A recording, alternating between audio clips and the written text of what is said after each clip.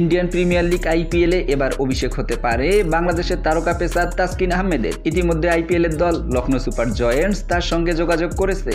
Bangladesh cricket board BCB থেকেও এই বিষয়ে সবুজ সংকেত দেওয়া হয়, তবে এখনও একটি নির্দিষ্ট শর্ত মেলাতে হবে তাসকিনকে।